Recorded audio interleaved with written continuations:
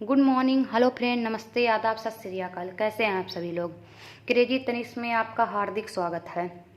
Friend, आज मैं आप सभी के लिए क्वेश्चन लेकर आई हूँ जो बहुत ही मोस्ट इम्पॉर्टेंट है, जो मैं आपको पिछले बार पढ़ा चुकी हूँ। पीछे की आदर्शवाद क्या है, उसके बाद प्राकृतवाद क्या है, उसके बाद मैं आपको प्रयोजनवाद क्या है, इससे संबंधित मैं आप लोगों के लिए इम्पॉर्टेंट क्वेश्चन लेकर आई हूँ कि किस तरह आपके एग्ज़ाम में पूछ सकता है और आपको किस तरह है आपके दिमाग में वो क्वेश्चन किस तरह फिट रहेगा। क्योंकि अगर आप एक बार वीडियो देखेंगे फिर क्वेश्चन देखेंगे, इससे क्या होगा, आपके दिमाग में ज़्यादा से ज़्यादा फिट रहेगी कोई चीज़। और मेरा मकसद बस एक ही चीज़ है, आपको पढ़ाना नहीं बल्कि आपके माइंड में वो चीज़ फिट करना। इसीलिए मैं आप सभी को पहले क्वेश्चन बताऊंगी और देखिए क्वेश्चन किस तरह पूछा जाता है। आप लोग जरूर नोट कीजिएगा कि किस तरह क्वेश्चन पूछा जाता है। नोट मतलब कि आप अपने माइंड में नोट कीजिए कि किस तरह क्वेश्चन पूछा जाता है। तो चलिए मैं आप सभी को दिखा रही हूँ। यहाँ पर देखिए आदर्शवाद के बारे में पूछा है। क्या है इसमें पूछा है, आदर्शवाद के अनुसार किस जगत का महत्वपूर्ण स्थान है। तो आदर्शवाद में मैं आप सभी को बताई थी आध्यात्मिक जगत का महत्वपूर्ण स्थान है। उसके बाद क्या है, आदर्शवाद के अनुसार ब्रह्मांड की रचना किस शक्ति से हुई है।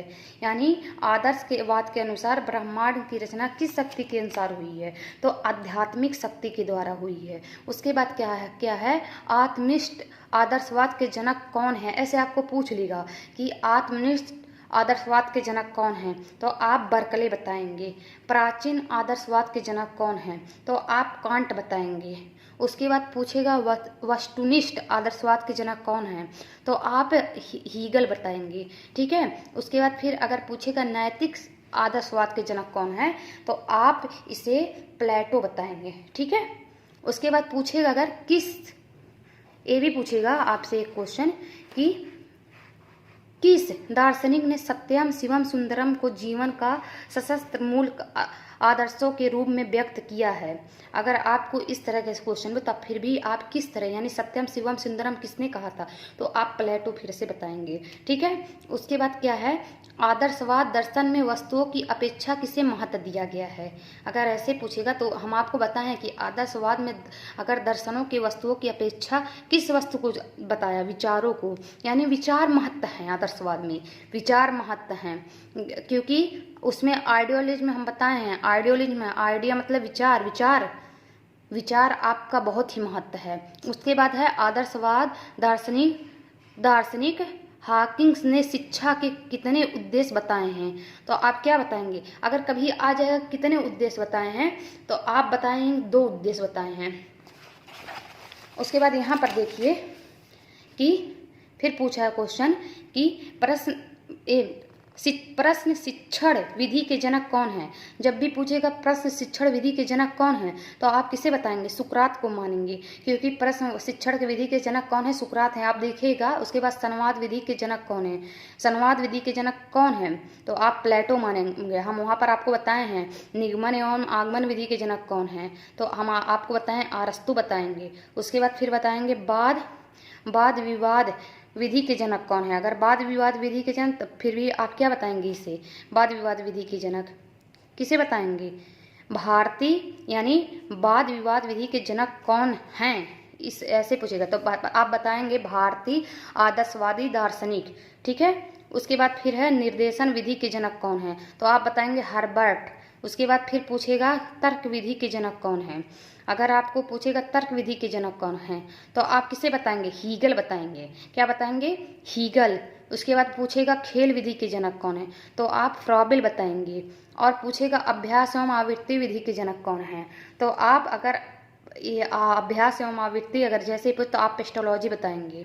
ठीक है फ्रेंड। अगर ऐसे पूछेगा आदर्शवादी शिक्षा के प्रमुख उद्देश्य क्या हैं, तो आप क्या बताएंगे, आत्मनुभूति, यानी उसमें क्या प्रमुख उद्देश्य, आत्मनुभूति। उसके बाद क्या है, आदर्शवादी शिक्षा की कितनी विधियां हैं, 8 विधियां हैं। ठीक है फ्रेंड। इस हिसाब से आप लोगों को क्वेश्चन आएगा, कि इस हिसाब से आप लोगों को क्वेश्चन पूछा जाएगा। ठीक है। यहाँ पर देखिए अगर ऐसे भी पूछ सकता है, आदर्शवाद का श्रेष्ठ योगदान किस क्षेत्र में है, तो आप क्या उद्देश्य बताएंगे। ठीक है, उसके बाद यहाँ पर आदर्शवाद के प्रमुख प्रवर्तक कौन है। अगर प्रमुख प्रवर्तक, तो ऐसे 4 ऑप्शन को दिया रहेगा यहाँ पर आपको। आदर्शवाद के प्रमुख प्रवर्तक कौन कौन से हैं, 4 ऑप्शन दिया रहेगा। तो इसमें आप क्या बताएंगे, प्लेटो, सुकरात, कांट, हीगल, बर्कले।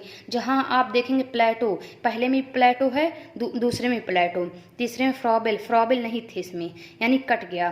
तो इसमें क्या है, इसमें देखिए पहले में रूसो पहले कट गया, क्योंकि रूसो क्या है, प्राकृतवाद के जनक हैं। उसके बाद एडम्स तुरंत कांट। उसके बाद देखिए कांट तो है इसमें। हीगल देखिए इसमें हीगल नहीं है, जीआर्स हैं। बर्कले तो आप इसे टिक मारेंगे। ठीक है फ्रेंड।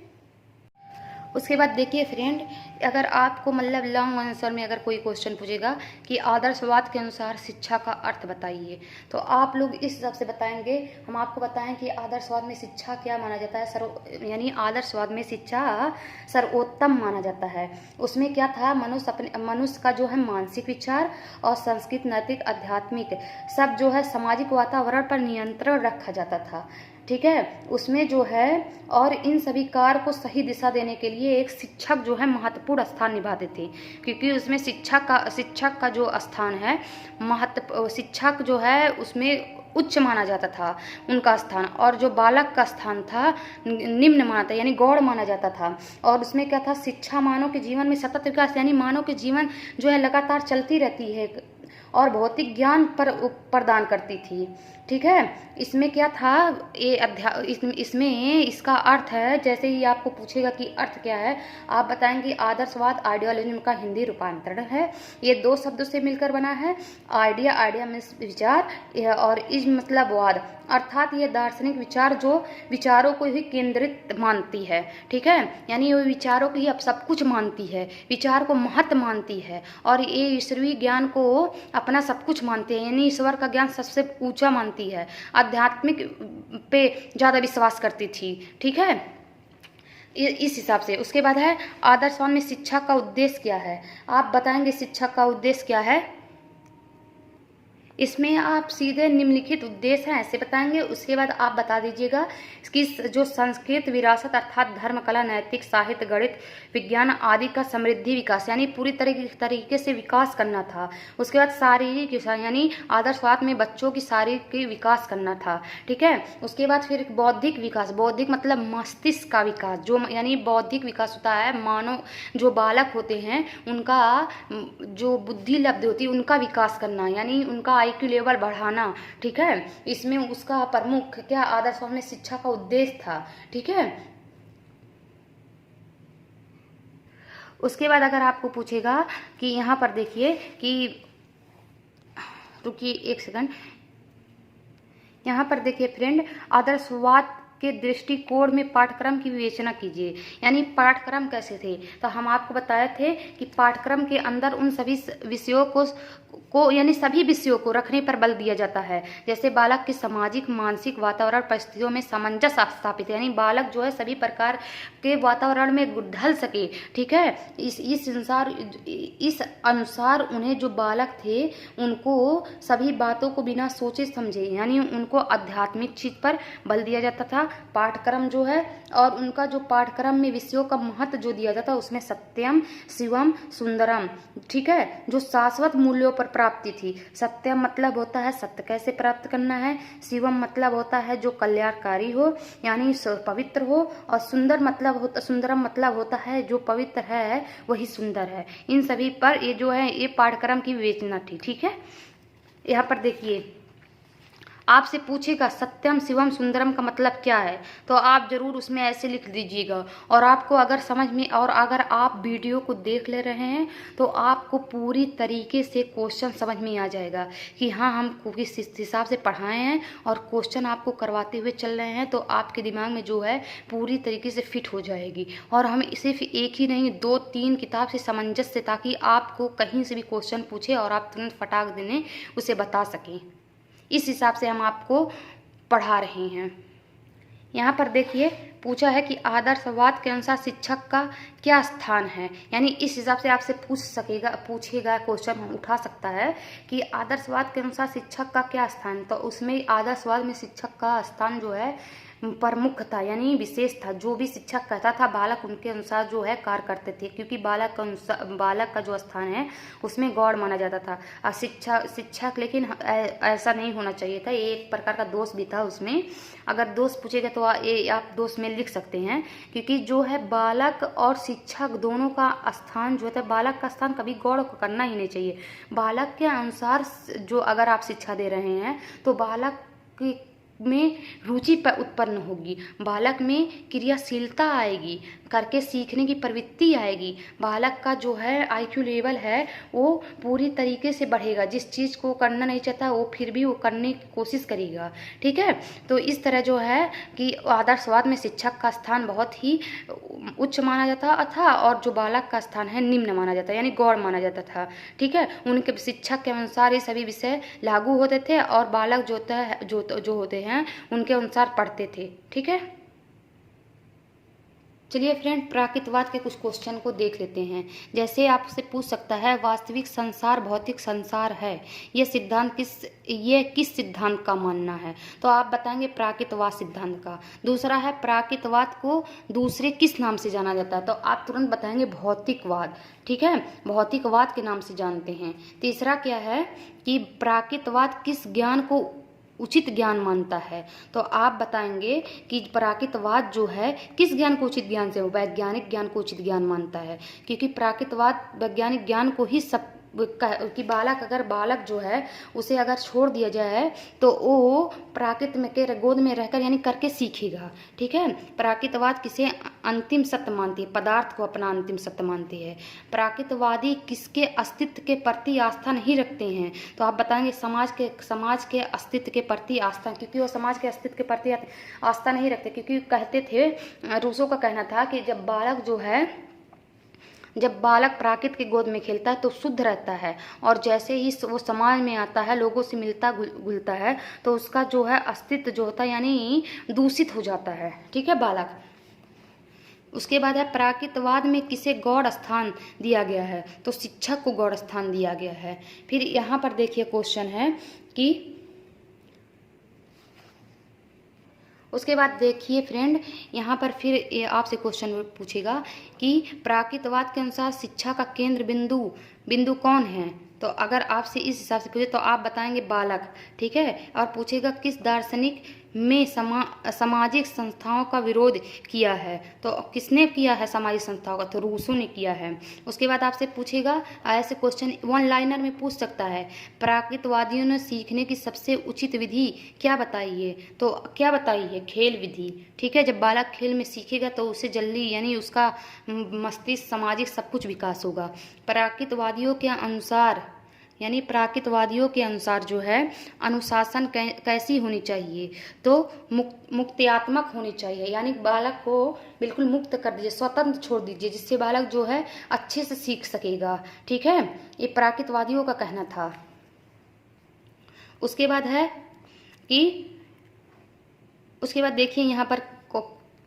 बाद देखिए यहाँ पर देखिए प्राकृतवादियों के अनुसार अनुशासन कैसी होनी चाहिए, तो हम आपको बताएं मुक्त्यात्मक। प्राकृतवादियों ने सीखने की किस विधि का विरोध किया है, तो आप बताएंगे कि प्राकृतवादी चॉक एंड टॉक विधि का यानी विरोध किया है। अध्यापक का स्थान पर्दे के पीछे ये किसने कहा है, ये आपको ऐसे पूछेगा, मोस्ट इम्पॉर्टेंट लगा दीजिए कि अध्यापक का स्थान पर्दे के पीछे होना चाहिए, ये किसने कहा था, रूसो ने कहे थे। ठीक है, उसके बाद देखिए चौथा, प्राकृतवादियों के अनुसार सर्वोच्च लक्ष्य क्या है, यानी प्राकृतवाद सर्वोच्च लक्ष्य क्या मानते हैं, भौतिक जो होता है, जो भौतिक संपन्नता की प्राप्ति। ठीक है, इन्होंने ये कहा है। उसके बाद प्राकृतवादियों के अनुसार शिक्षक का आधार क्या है, यानी प्राकृतवादियों के अनुसार शिक्षक का आधार क्या है, तो आप क्या बताएंगे, मूल प्रवृत्ति। ठीक है, क्या बताएंगे, प्राकृतवादियों के अनुसार शिक्षा का आधार क्या है, मूल प्रवृत्ति है। मूल प्रवृत्ति मतलब जो होता है, जैसे मूल प्रवृत्ति जैसे आपको किस हिसाब से आपकी मूल प्रवृत्ति जिज्ञासा क्या है, आपकी आप में जिज्ञासा, सुसुप्ता, ये सब जो होता है मूल प्रवृत्ति है। ठीक है। यहाँ पर एक क्वेश्चन और देख लीजिए, बहुत ही इम्पोर्टेंट है कि प्राकृतवाद के कितने रूप बताए गए हैं। 3 रूप बताए गए हैं। वह शिक्षा जिसमें किसी निश्चित पाठ्यक्रम, विद्यालय तथा वातावरण की आवश्यकता नहीं होती है, उसे कौन सा है? तो आप बताएंगे प्राकृतवाद। ठीक है, क्योंकि उसमें बताया गया है ना तो निश्चित पाठ्यक्रम होता है, ना तो विद्यालय होता है, ना तो वातावरण की आवश्यकता नहीं होती है। ठीक है, यानी ये सब किसमें बताया गया है? प्राकृतवाद में। 2015 में क्वेश्चन पूछा गया है। यहाँ पर देखिए कि प्राकृतवादियों को शिक्षा में चरमोत्कर्ष प्रदान किया गया है। किसको? रूसो को, या कम्युनिज्म, या बेकन, या T.H. हेक्सले ने? किसे कहा गया है? तो रूसो को, क्योंकि प्राकृतवाद पे बल किसने दिए थे? रूसो। प्राकृतवाद का श्रेष्ठ योगदान शिक्षा का किस क्षेत्र में है? तो आप शिक्षण विधि बताएंगे। ठीक है फ्रेंड, इस हिसाब से आपको क्वेश्चन पूछा जाएगा और आप इस हिसाब से बताएंगे। ठीक है, कि आपको क्वेश्चन इस हिसाब से आएगा। अगर आप वीडियो को देख ले रहे हैं, क्वेश्चन को ले रहे हैं, तो आपको कहीं भी भटकने की ज़रूरत नहीं है, आपको एक ही वीडियो में सब कुछ मिल जाएगा। ठीक है फ्रेंड, आपसे यहाँ से एक क्वेश्चन पूछेगा कि रूसो के अनुसार शिक्षा का उद्देश्य क्या है। आपसे ऐसे पूछ सकता है कि प्राकृतवाद में जो है शिक्षा का अर्थ क्या है, विशेषताएं क्या हैं, गुण क्या हैं। इस हिसाब से आपसे उद्देश्य भी पूछ सकता है। तो आप बताएंगे सबसे सरल भाषा में, प्राकृतवाद में शिक्षा का मुख्य उद्देश्य मनुष्य की प्रकृति एवं वातावरण का अनुकूल जीवन बनाए, यानी जो मनुष्य है उसको वातावरण के अनुसार ढालना। और यानी अगर जीवन जीने के लिए क्या चाहिए? हमें मकान चाहिए, हमें वातावरण जो था उसके मनुष्य के अनुकूल होना चाहिए। ठीक है, रहने के लिए जो है सुरक्षित स्थान होना चाहिए ना। तो ये सब है, ये उद्देश्य है उसके जीवन को संघर्ष के योग बनाने का उद्देश्य, यानी जीवन में जो है संघर्ष के योग, यानी मनुष्य अगर संघर्ष कर रहा है कहीं भी तो किसी परिस्थिति में रह सकता है। सुख की सुरक्षा या आत्मरक्षा का उद्देश्य, यानी मनुष्य जो है अगर सुख की रक्षा करेगा, यानी अपनी खुद की आत्मरक्षा करेगा तो कहीं भी रह सकता। तो इस हिसाब से उसका उद्देश्य, प्रमुख उद्देश्य था। अवकाश के समय उपयोग, यानी जब छुट्टी है तो उसको किस समय, यानी छुट्टी को किस सदुपयोग करना है, कैसे उपयोग करना है, ये सब जो है इसका प्रमुख उद्देश्य था। इसी हिसाब से आपको पूछेगा प्राकृत के अनुसार पाठ्यक्रम के स्वरूप का विवेचना कीजिए। अगर आपको स्वरूप की विवेचना करनी कहेगा तो आप क्या बताएंगे कि जो है प्राकृतवाद में शिक्षार्थियों को पाठ्यक्रम उनकी रुचियों, योग्यताओं, मूल प्रवृत्तियों, स्वाभाविक क्रियाओं, व्यक्तित्व भिन्नताओं को ध्यान में रखकर तैयार किया जाता था। जैसे कि प्राकृतवाद में जो होता बालक की रुचि, यानी बालक अगर रुचि लेगा तो वो जल्दी किसी चीज़ को सीखेगा। उसकी योग्यता यानी मूल प्रवृत्ति, स्वाभाविक क्रियाएं, विभिन्न व्यक्तित्व भिन्नता, यानी जो व्यक्ति, यानी एक क्लास में बालक जो होता है विभिन्न प्रकार के होते हैं। तो हमें क्या करना चाहिए? विभिन्न प्रकार के बालक को हम जब पढ़ा रहे हैं तो हम आपको एग्जाम्पल देते, किसी बालक को अगर आप पढ़ा रहे हैं, कोई बालक उसी चीज़ को तुरंत एक ही बार में समझ लेता है क्योंकि उसका IQ लेवल बहुत ही तीव्र होता है। कोई बालक उसी चीज़ को दो बार में सीखता है तो वो क्या कहते हैं, सामान्य बुद्धि का होता है। कोई बालक 3-4 बार में सीखता है तो क्या कहते हैं कि ये मंद बुद्धि का है। ठीक है, 4 बार, 5 बार, 6 बार, हमको इस हिसाब से शिक्षा देना चाहिए कि उसकी रुचियों के अनुसार, यानी व्यक्तित्व भिन्नता, यानी बालक सभी प्रकार के भिन्न बालक है तो उनके अनुसार हमें शिक्षा देनी चाहिए। ठीक है, तो आप इसका जो है पाठ्यक्रम का स्वरूप इस हिसाब से बताएंगे, लिख कर आएंगे। ठीक है फ्रेंड, इसके बाद आपको एक प्रश्न इस हिसाब से पूछेगा कि शिक्षण, यानी जो है शिक्षण विधियों के क्षेत्र में प्राकृतवाद की क्या देन है, यानी क्या देन है या क्या भूमिका है। तो आप बताएंगे कि इसमें जो शिक्षण यानी जो छात्र होते हैं, अगर उनकी रुचि, योग्यता और क्षमता को पूरा ध्यान में रखकर आप स्वतंत्र रूप से उसे सिखाएंगे तो वो अच्छे से सीखेगा। ठीक है, इसमें जो शिक्षण विधियां हैं बहुत ही महत्वपूर्ण हैं। ठीक है, तो इसे हमें स्वाभाविक ढंग से बालक को सिखाना चाहिए। कैसे? जैसे स्वयं अधिगम विधि, यानी स्वयं अधिगम हम जब बालक को हम उसकी सभी इंद्रियों को के द्वारा यानी पुस्तकीय शिक्षा का विरोध करेंगे और बालक को उनकी इंद्रियों को विकास कराएंगे, तो यानी जब बालक खुद स्वयं पढ़ेगा, स्वयं समझेगा उसको, तो कुछ अगर गलत भी रहेगा तो आएगा और टीचर से पूछेगा, तो उससे क्या होता है, उससे सीख मिलेगी, उसकी सभी इंद्रियां जागृत होंगी। तो इससे क्या है, बालक जल्दी उसका जो पढ़ने का रुचि है वो ज़्यादा डेवलपमेंट होगा। ठीक है, करके सीखना, यानी जब बालक किसी कार्य को करके सीखेगा, जब पढ़ाई कर रहा है वो, अगर मान लीजिए वो आर्ट बना रहा है, करके सीख रहा कोई चीज़, तो उसे बहुत अच्छा लगता है आर्ट वगैरह बनाना, तो क्या कहता है, छोटा बालक रहता है, देखो मैं बिल्ली बनाया हूँ, देखो मैं चूहा बनाया हूँ, तो इस हिसाब से क्या कहता है, करके सीखेगा, तो इससे बालक क्या है, बालक के मस्तिष्क का विकास होगा। ठीक है, उसकी अभी क्षमता जो है बढ़ेगी।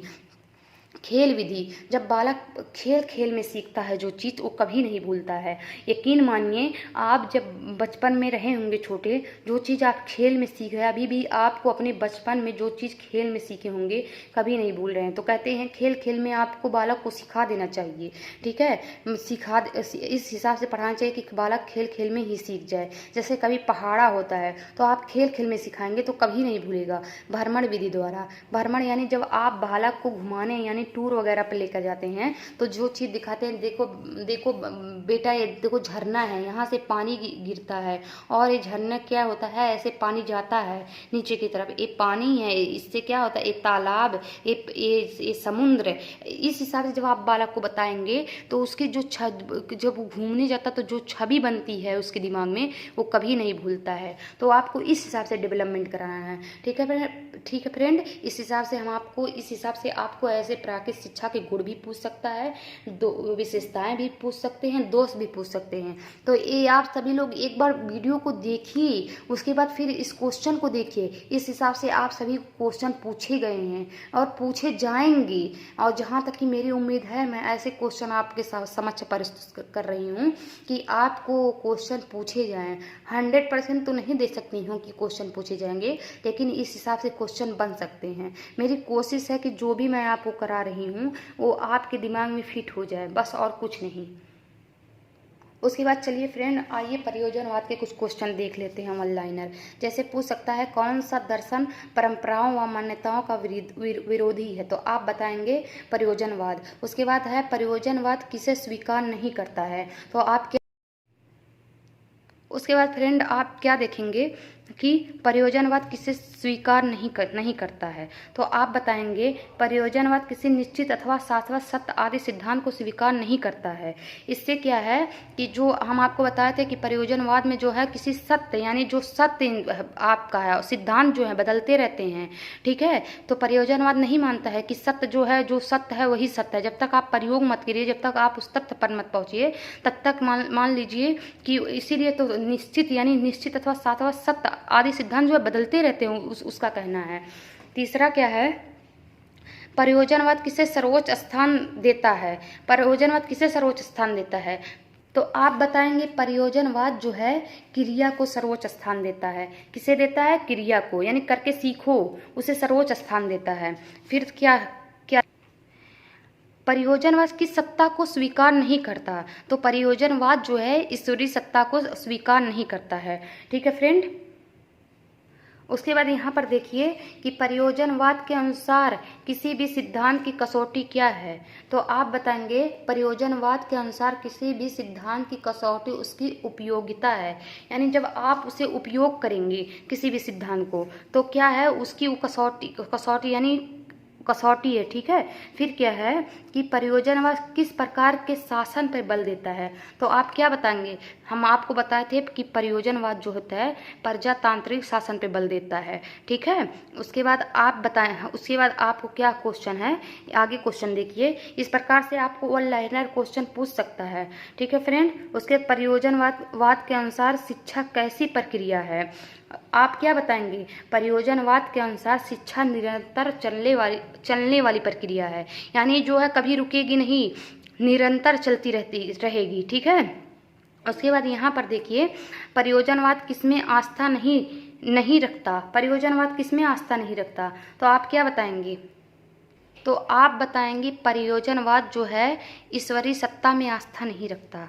ठीक है, इस हिसाब से आपको वन लाइनर क्वेश्चन में पूछा जाएगा। उसके बाद क्या है कि ऐसे पूछा जाएगा कि किस दर्शन को अर्थ है क्रियावाद, व्यवहारवाद, करणवाद, अनुभववाद, प्रयोजनवाद के नाम से जाना जाता है। तो आप क्या बताएंगे? तो आप प्रयोजनवाद बताएंगे। ठीक है फ्रेंड। उसके बाद देखिए यहाँ पर पूछेगा प्रयोजनवाद के नाम से आपको यहाँ से पूछेगा कि एक क्वेश्चन और पूछेगा, आपसे यहाँ से पूछेगा कि प्रैग्मैटिज्म शब्द की उत्पत्ति किस भाषा से हुई है? तो आप बताएंगे ग्रीक भाषा से हुई है। ठीक है फ्रेंड। तो आपको इस हिसाब से क्वेश्चन पूछा जाएगा। अब ये बहुत ज़्यादा क्वेश्चन हो जा रहा है, इसीलिए इस हिसाब से आप मान लीजिए कि हाँ आपको इस हिसाब से क्वेश्चन पूछे जाएगा। ठीक है। एक मैं और क्वेश्चन आपको बता दे रही हूँ। प्रयोजनवाद के अनुसार सर्वोच्च सत्ता किसकी होती है? जरूर पूछे। एक मोस्ट लगा दीजिए। प्रयोजनवाद के अनुसार सर्वोच्च सत्ता किसकी होती है?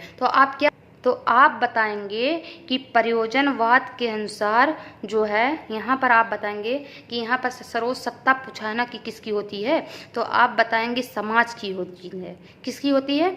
समाज की होती है। सर्वोच्च सत्ता किसकी? प्रयोजनवाद के अनुसार सर्वोच्च सत्ता किसकी होती है? तो आप बताएंगे समाज की होती है। उसके बाद यहाँ आपसे भी पूछ लेगा प्रयोजनवाद के प्रमुख रूप से कितने प्रकार के होते हैं? ठीक। तो आप बताएंगे 4 प्रकार के। ठीक है फ्रेंड। उसके बाद आपसे पूछेगा प्रयोजनवाद के अनुसार शिक्षा का स्वरूप कैसी होनी चाहिए? तो आप बताएंगे व्यवहारिक रूप होनी चाहिए। ठीक है।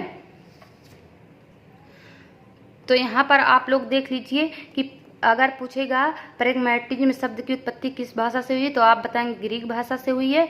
प्रयोजनवाद के अनुसार सर्वोच्च सत्ता किसकी होती है? तो आप क्या समाज की होती है। प्रयोजनवाद के प्रमुख रूप कितने प्रकार के होते हैं? तो आप बताएंगे 4 प्रकार के होते हैं। फिर यहाँ पर प्रयोजनवाद के अनुसार शिक्षा का स्वरूप कैसी होनी चाहिए? तो आप बताएंगे व्यवहारिक होना चाहिए। इस प्रकार से आपको क्वेश्चन पूछे जाएगा। और उसके बाद यहाँ पर पूछेगा प्रोजेक्ट मेथड की खोज किसने की थी? तो आप किलपैट्रिक बताएंगे। उसके बाद अनुशासन के 4 तत्व किस दर्शन ने बताए हैं? तो आप बताएंगे किस दर्शन के बताए गए हैं? तो आप प्रयोजनवाद के बताएंगे। उसके बाद व्यवहारिकवाद किसका विरोध करती है? तो आप बताएंगे आध्यात्मिक मूल्यों का विरोध। इस प्रकार से आपको क्वेश्चन पूछा जाएगा वन लाइनर में। और आपको अगर आपको क्वेश्चन आ रहा हो तो फिर, अगर नहीं आ रहा तो आप पहले उसे नोट करिए। अगर फिर नोट करने की कोई ज़रूरत नहीं, अगर आप एक बार वीडियो को पीछे देख ले रहे हैं इन सभी का, और फिर एक बार क्वेश्चन देख ले रहे हैं, तो आपका पूरा का पूरा कॉन्सेप्ट क्लियर होता हुआ चला जाएगा और आप आसानी से उस क्वेश्चन को हल कर लेंगे। चलिए फ्रेंड, इस हिसाब से आपको क्वेश्चन पूछे जाएगा। अब लॉन्ग में देख लेते हैं किस हिसाब से प्रयोजनवाद के क्वेश्चन पूछे जाएंगे। फ्रेंड, तो आपको लॉन्ग में किस हिसाब से क्वेश्चन पूछे जाएगा, आइए देखते हैं। जैसे पूछ लिया प्रयोजनवाद ने पाठ्यक्रम निर्माण संबंधित किन किन सिद्धांतों की विवेचना की है? तो इसमें क्या कहा गया है? किसी पूर्व निश्चित पाठ्यक्रम को स्वीकृति न देते हुए प्रयोजनवाद विचारक अनुभव केंद्रित पाठ्यक्रम पर बल दिए हैं। यानी ये किसी भी निश्चित पाठ्यक्रम पे को स्वीकृत नहीं दिए हैं। इन्होंने कहे हैं कि जो हमारा विचार है, जो हमारी उपयोगिता है, जो हमारी विभिन्न प्रकार के सिद्धांत हैं, रुचि का सिद्धांत है, क्रिया करने की सिद्धांत है, इन सभी को ये मान्यता दी हैं। इनके अनुसार पाठ्यक्रम होने चाहिए। जैसे कि उपयोगिता का सिद्धांत, आप किसी चीज़ को उपयोग कीजिए। अनुभव केंद्रित सिद्धांत, बच्चे जो हैं कुछ अपने अनुभवी भाषा जो होते हैं, अनुभव जो होते हैं, यानी अपने घर से कुछ ना कुछ लेकर आते हैं, आप उसका सृजन कीजिए। एकीकरण का सिद्धांत, ठीक है, विविधता का सिद्धांत, प्रत्येक बच्चे जो होते हैं एक दूसरे से विभिन्न प्रकार के होते हैं, तो आप उसे जो होता है इस प्रकार से पाठ्यक्रम का रूपरेखा तैयार कीजिए ताकि वो एक दूसरे से, यानी उन लोगों को आसानी से समझ में आ सके। यानी उसके बाद रुचि का सिद्धांत, आपको इस हिसाब से पाठ्यक्रम को तैयार करना है कि बच्चे के अंदर रुचि पैदा हो, जिससे वो उसके ओर आकर्षित हो। क्रिया केंद्रित सिद्धांत, यानी जब बच्चा क्रिया यानी करके सीखेगा तो उससे बच्चे के जो है दिमाग यानी IQ लेवल भी जो है बहुत ज़्यादा बढ़ेगी और उस चीज़ को समझ पाएगा और उसके अंदर जो होता है एक सृजनात्मकता जो है, क्रिएटिव डेवलपमेंट होगा। उसके बाद सामाजिकृत सिद्धांत, यानी जो होते हैं अलग अलग घर के बच्चे जो आते हैं स्कूल में आते हैं तो वो कुछ अच्छा सिखाते हैं एक दूसरे से, कुछ बुरा भी सिखाते हैं, तो उससे क्या होता है एक समाज का निर्माण होगा उसके अंदर। ठीक है, इस हिसाब से जो होता है इसका जो है पाठ्यक्रम का सिद्धांत है। इस हिसाब से आपको ऐसे क्वेश्चन पूछ सकता है। और दूसरा क्या है, शिक्षण विधियों की चयन एवं प्रयोग में प्रयोजनवाद किन शिक्षण सिद्धांतों का पक्षधर में है। तो आप क्या बताएंगे, यानी आप यहाँ पर देख लिए शिक्षण सिद्धांतों एवं शिक्षण विधियों के क्षेत्र में प्रयोजनवाद, यानी शिक्षा, यहाँ पर देखिए शिक्षण सिद्धांतों एवं शिक्षण विधियों के क्षेत्र में प्रयोजनवाद महत्वपूर्ण देन यानी देन देता है। ये वाद किसी रूढ़वादी परंपरागत निष्क्रिय शिक्षण पद्धति का समर्थन नहीं करता है, अपितु नवीनतम वैज्ञानिक शिक्षण विधियों का सृजन का उपयोग महत्व करता है।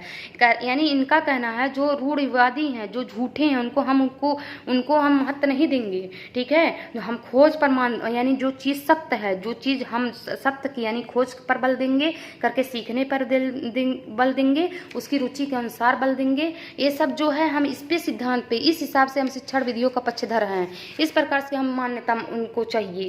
जैसे यहाँ पर देख लीजिए कि देखिए निम्नलिखित सिद्धांत, जैसे करके सीखने का उद्देश्य, क्रिया करने का उद्देश्य, बाल केंद्रित शिक्षा, जो शिक्षा का केंद्र है बाल केंद्रित सामूहिक क्रिया का सिद्धांत, यानी बच्चों को एक समूह में जब आप शिक्षा देंगे तो उससे क्या होते हैं बच्चों के अंदर जो जिज्ञासा है वो ज़्यादा प्रवृत्ति होगी। अलग अलग लोगों को देखेंगे, हाँ ये बच्चा एक ज़्यादा पढ़ रहा है मैं भी पढ़ूंगा, एक नहीं देखिए ये ज़्यादा सीख रहा है, हाँ इसको ये आता है मैं भी याद करके आऊँगा, कल मुझे भी मैम कहेंगे वेरी गुड।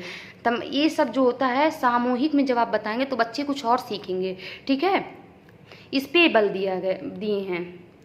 उसके बाद यहाँ पर देखिए प्रयोजनवाद के अनुसार शिक्षा का अर्थ क्या है। तो आप बताइए प्रयोजनवाद के अनुसार जो है परंपरागत एवं अनुदार ज्ञान के विरुद्ध क्रांति है। इसने शिक्षा का संकल्पना को कई रूपों में प्रस्तुत की हैं, जैसे कि शिक्षा वातावरण के साथ अनुकूल सामंजस्य स्थापित करने की प्रक्रिया, यानी वातावरण यानी जो होता है शिक्षा को इस प्रकार वातावरण में स्थापित कीजिए जिससे जो होता है वो उस अनुकूल में यानी सामंजस्य यानी सभी ढल जाए। ठीक है, शिक्षा स्वयं जीवन है, बिल्कुल सही। शिक्षा जो होता है एक जीवन ही है जो मानव को सिखाता है, जीने का सलीका बताता है। शिक्षा जो होता है सामाजिक जीवन का मूल आधार है तथा सामाजिक कुशलता प्राप्त करने की प्रक्रिया है, बिल्कुल सही। शिक्षा जो होता है हमारे जो सामाजिक जीवन में हम जो कुछ भी प्राप्त करते हैं शिक्षा से ही है, उसका मूल आधार है सामाजिक कुशलता प्राप्त, यानी सामाजिक में हम पहले स्कूल में सीखते हैं फिर समाज में, ये सब समझ लीजिए एक प्रकार का शिक्षा है।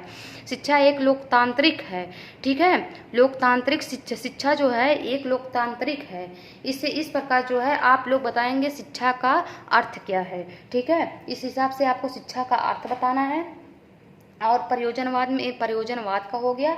ठीक है, तो इस प्रकार का आपको इस हिसाब से क्वेश्चन आएगा और आप इस हिसाब से बताएंगे भी। यहाँ पर भी देख लीजिए एक बुक है जिससे आपको ये ना पता चले कि हाँ देखिए आदर्शवाद, इसमें आदर्शवाद का अर्थ स्पष्ट कीजिए, भारतीय शिक्षा सिद्धांत एवं व्यवहारिक में आदर्शवाद का क्या प्रभाव है 2008-2017 में। एक बार आप वीडियो देखिए, उसके बाद इसे देखिए, आपको पूरा समझ में आएगा कि क्वेश्चन मिल रहा है या नहीं। आदर्शवाद का अर्थ है उसमें हम पूरा डिटेल में आपको पढ़ाए हैं। फिर देखिए यहाँ पर क्या है, उसके बाद फिर यहाँ पर देखिए 2005, 2019, 2017, 2019, फिर देखिए 2019 पूछा गया है। आदर्शवाद में पाठ्यक्रम और शिक्षण विधियों का वर्णन कीजिए। आदर्शवाद में शिक्षा का उद्देश्य क्या है। उद्देश्य पाठ्यक्रम शिक्षण विधियों शिक्षा के अनुशासन के संदर्भ में आदर्शवाद की विवेचना कीजिए। ये सब हम आपको बताएं, आप एक बार जरूर वीडियो देख लीजिएगा। इसी हिसाब से देखिए प्राकृतवाद में आप क्या समझते हैं, इसका क्या अभिप्राय है, ये पूछा गया है 2007 में। शिक्षा में प्राकृतवाद की संकल्पना का विवेचना कीजिए, ये भी पूछा गया है। ठीक है, इस हिसाब से आप लोगों को क्वेश्चन पूछा जाएगा और आप लोग एक बार वीडियो को देखिएगा, फिर क्वेश्चन को देखिएगा, फिर आपको पूरा का पूरा कॉन्सेप्ट समझ में आ जाएगा। उसके बाद आप प्रयोजनवाद से भी देख लीजिए, 2005-2007 में पूछा प्रयोजनवाद से आप क्या समझते हैं, शिक्षा का सिद्धांत एवं व्यवहार को उसने किस प्रकार प्रभावित किए हैं। उसके बाद प्रयोजनवाद से क्या तात्पर्य है, शिक्षा में इसके योगदान की विवेचना विवेचना कीजिए। 2019 में पूछा है। फिर प्रयोजनवाद से आप क्या समझते हैं, आधुनिक शिक्षा प्रणाली में इसका क्या प्रभाव की विवेचना की गई है। इस हिसाब से आपको क्वेश्चन पूछा जाएगा फ्रेंड, और आप अपने पहले वीडियो को देखिएगा। एक बार आप वीडियो को देखेंगे और फिर अगर क्वेश्चन देखेंगे तो आपके दिमाग में ज़रूर, मेरी कोशिश है कि आपके दिमाग में ज़रूर से ज़रूर फिट हो। और कहीं अगर मुझसे कोई गलती हो तो प्लीज़ आप कमेंट में ज़रूर बताइए, ताकि हम अच्छे से उसकी सुधार करके आप लोगों के समक्ष एक नया वीडियो लेकर आएँ जिसमें आपको और अच्छा लगे। मेरा जो कंटेंट यानी जो सिलेबस है, जो मेरा पढ़ाने का तरीका है, बस मेरा इतना ही उद्देश्य है कि आप लोगों को अच्छे से अच्छे मैं आपको पढ़ा सकूँ। पढ़ाने का मतलब सिर्फ मैं आपको पढ़ाऊँ नहीं, बल्कि मेरा पढ़ाने का उद्देश्य है आपके दिमाग में फिट करना, ठीक है, ताकि आपके दिमाग में वो चीज़ फिट हो सके। और अगर आप मेरी वीडियो को देख रहे हैं तो प्लीज़ लाइक सब्सक्राइब करना मत भूलिए, क्योंकि आप भी देख रहे हैं मैं बहुत मेहनत से बनाई हूँ और मैं आप ही लोगों के समक्ष आई हूँ। और अगर आप लोग मेरे सपोर्ट कर रहे हैं तो इसके लिए मैं आपको तहे दिल से शुक्रिया कर रही हूँ। और प्लीज़ आप मेरे वीडियो को लाइक सब्सक्राइब करना मत भूलिएगा और बेल आइकन को प्रेस करना मत भूलिएगा, और ज़्यादा से ज़्यादा शेयर कीजिए ताकि लोग मुझसे जुड़ें और मैं उन लोगों से प्रभावित हूँ और मैं एक अच्छा वीडियो आप लोगों के समक्ष और प्रस्तुत करूं, ताकि आप लोगों का सारा चारों जो बुक हैं वो मैं आप बीएड वाले जो हैं उनका 1 मंथ या 2 मंथ में जो भी एग्ज़ाम होगा, मेरा बस यही उद्देश्य है। मैं उन लोगों को पूरा का पूरा कंटेंट दे चुकूँ और वो अच्छे से पढ़ें और एक बार मेरे वीडियो को देखें, लाइक करें, सब्सक्राइब करें। इस वीडियो को देखने के लिए आपका बहुत बहुत धन्यवाद। Thank you. जय हिंद, जय भारत।